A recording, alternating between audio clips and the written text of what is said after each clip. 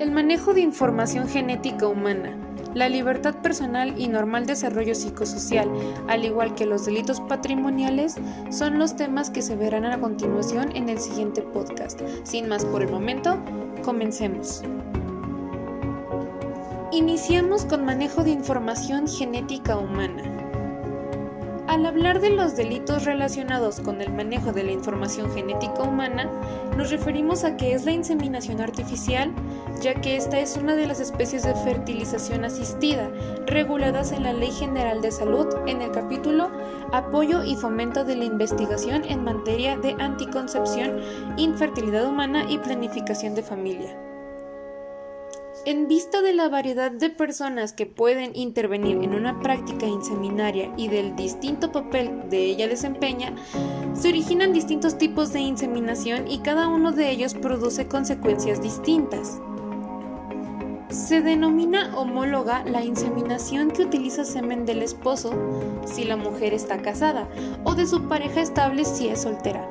En cambio, será heteróloga cuando se utilice semen de un tercero distinto al de la pareja. La inseminación artificial es un procedimiento de reproducción asistida que consiste en la colocación de semen previamente preparado en un laboratorio en el interior del útero de la mujer. De esta forma, se consigue aumentar la probabilidad de que el óvulo quede fecundado por el espermatozoide y por lo tanto que el embarazo ocurra. El semen utilizado puede provenir tanto del hombre de la pareja como de un donante. Y con respecto a la manipulación genética y sus consecuencias, se impondrá pena de 1 o 9 años de prisión y de 300 a 3,000 días de multa a quien, en contravención a lo establecido en la normativa aplicable, introduzca al país o extraiga del mismo, comercie, transporte, almacene o libere al ambiente algún organismo genéticamente modificado que altere o pueda alterar negativamente los componentes, la estructura o el funcionamiento de los ecosistemas naturales. Ahora bien, la libertad personal y el normal desarrollo psicosocial. En este tema encontraremos la privación ilegal de la libertad y otras garantías, el secuestro y simulación, rapto, amenazas, tráfico de menores, violación en tipos y modalidades, abuso sexual, hostigamiento sexual o actos libidinosos, estupro, incesto y aborto. Entonces, cuando hablamos de secuestro y simulación, tiene un significado variante entre países, que el secuestro puede también llamarse como rapto. Un ejemplo es que en el Reino Unido el secuestro, que es un delito bajo el derecho consuetudinario, simplemente significa llevarse a alguien empleando la fuerza o el engaño, sin el consentimiento de esa persona o alguna justificación legítima. Al hablar de la simulación, esto nos dice que la ley señala que la simulación de secuestro consiste en que quien simule estar secuestrado con el propósito de obtener dinero, bienes, títulos, documentos, beneficios, acciones u omisiones de parientes consanguíneos o afines, cónyuge, concubino o concubina, adoptante o adoptado, empresa, funcionarios públicos o particulares, será sancionado con prisión de 5 a 10 años. Y la simulación de hecho punible está establecida en el Código Penal, donde se manifiesta que quien denuncie a la autoridad judicial o a algún funcionario de instrucción un hecho punible, supuesto o imaginario será castigado con prisión de 1 a 15 meses. Ahora, al hablar del rapto, el rapto es el delito en el cual se sustrae o retiene a una persona por medio de la fuerza, intimidación o fraude, con la intención de menoscabar su integridad social o sexual. No debe confundirse el rapto con el secuestro, pues a diferencia de este último, el rapto exige un fin sexual. Las amenazas. Una amenaza es un fenómeno o proceso natural o causado por el ser humano que puede poner en peligro a un grupo de personas, sus cosas y su ambiente, cuando no son precavidos. Existen diferentes tipos de amenazas. Pero en fin, en el delito de amenazas puede consistir en amenazar con causar un mal que constituya delito, ya sea este contra la vida, la integridad personal o incluso contra algún patrimonio. O bien, la amenaza puede consistir en causar un mal que no sea constitutivo de delito. El tráfico de menores. El tráfico o la trata de personas se caracteriza por el reclutamiento, el traslado y el alojamiento de cualquier persona a través de diferentes métodos.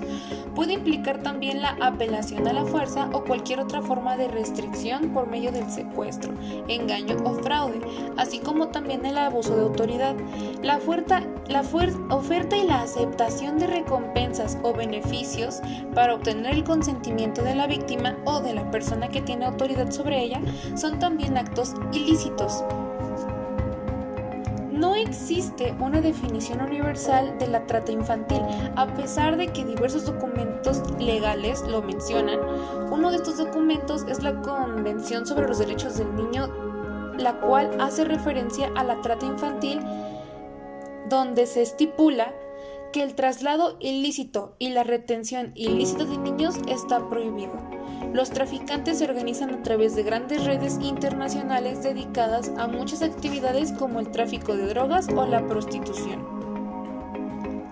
Al hablar de la violencia, tipos y las modalidades, podemos iniciar con que la violencia es un tipo de interacción entre individuos o grupos presente en el reino animal, por medio de lo cual un animal o grupo de animales internacionalmente causa daño o impide una situación a uno u otros animales. En este caso obtendremos este ejemplo como al ser los seres humanos. Tenemos como algún ejemplo, más bien los tipos, sus modalidades son la física, que es violencia física, la que emplea contra el cuerpo de la mujer, produciendo un dolor, daño o riesgo de producirlo, y cualquier otra forma de maltrato o agresión que afecte su integridad física. También tenemos la psicológica, que es la que causa daño emocional, la sexual, que es cualquier acción que implique la vulneración en todas sus formas, con o sin acceso genital, del derecho de la mujer de decidir voluntariamente acerca de su vida sexual o reproductiva a través de amenazas y ciertas cosas. Tenemos la económica y patrimonial, que es la que nos dirige a ocasionar un menoscabado en los recursos económicos o patrimoniales de la mujer o el hombre. Bien. Simbólica, la que a través de patrones estereotipados, mensajes, valores icónicos o signos transmite y reproduzca dominación, desigualdad y discriminación en las relaciones sociales, naturalizando la subordinación en la sociedad. También tenemos la violencia doméstica, que es aquella ejercida contra mayormente las mujeres por un integrante del grupo familiar. La violencia institucional, que es aquella realizada por o los funcionarios, profesionales, personal y agentes pertenecientes a cualquier órgano. La violencia laboral, que es aquella que discrimina en los ámbitos de trabajo públicos o privados y que obstaculiza algún acceso al empleo, contratación, ascenso, estabilidad o permanencia en el mismo. La violencia contra la libertad reproductiva, que es aquella que vulnera el derecho a decidir libre y responsablemente el número de embarazos, intervalos entre los nacimientos, etc. La violencia obstétrica, que es aquella que ejerce el personal de salud sobre el cuerpo y los procesos reproductivos de las mujeres, expresa en un trato deshumanizado. Ahora bien, el abuso sexual. ¿Qué nos referimos? Pues el abuso es un término que identificamos y lo entendemos como un maltrato, mientras que el abuso sexual coloquialmente se le define desde una forma amplia donde se engloban todas las actividades donde se obliga a otra a cometer actos sexuales, incluyendo la violación, o también se le define directamente como la violación. El aborto. Aquí, algunos pueblos no consideran acto criminal el aborto provocado, ya que entre ellos es conceptuado como un acto natural. Este criterio se ha mantenido en ciertas civilizaciones y hoy es practicado impunemente en ciertas sociedades. El hostigamiento sexual o actos libidinosos, al que con fines lascivos asedie relativamente a persona de cualquier sexo, valiéndose de su posición jerárquica o cualquier otra, ya sea doméstica o cualquiera que implique subordinación, se le impondrá sanción hasta de 800 días de multa. Si el hostigador fuese servidor público y utilizara los medios o circunstancias que el encargo le proporcione, además de las penas señaladas, se le destituirá del cargo y se le podrá inhabilitar para ocupar cualquier otro cargo público hasta por 1 año. El estupro. El estupro es el delito sexual que se produce cuando una persona, generalmente mayor de edad, mantiene relaciones sexuales con una persona adolescente que consiente la relación. La edad mínima y máxima varía según las legislaciones, así como las características del acto sexual. El incesto. Se le denomina las relaciones sexuales consensuadas que involucran a individuos pertenecientes a una misma familia. Ahora bien, para terminar, los delitos patrimoniales. En estos vamos a ver qué es el robo, abuso de confianza, fraude y sus tipos, administración fraudulenta, extorsión, despojo y daño a la propiedad. Para comenzar, diremos que el robo o atraco es un delito contra el patrimonio, que consiste en el apoderamiento de bienes ajenos de otras personas de manera fraudulenta. El abuso de confianza es un delito en el que el delincuente abusa, pues dicho, de la confianza depositada por la víctima.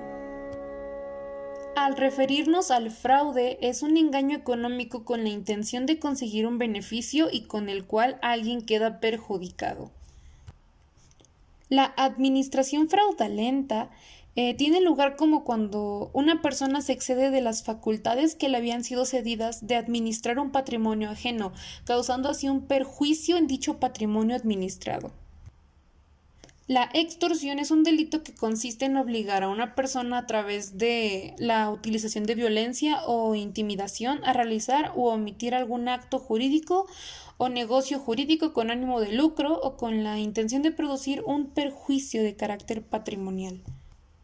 El despojo es la privación de que una persona tiene, generalmente con violencia o de la forma parte, una cosa en especial, especialmente lo que le acompaña, lo adoma o lo cubre.